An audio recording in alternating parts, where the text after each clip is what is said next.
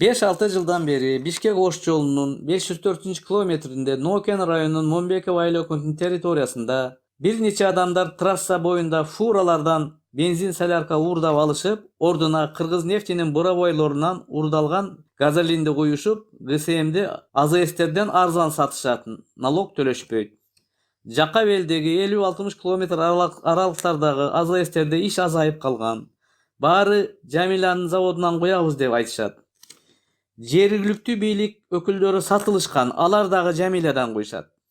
Урматтуу президент, коррупция менен күрөшөм десеңиз эмнеге тегереңизди Атамбаевчылардан тазалабайсыз?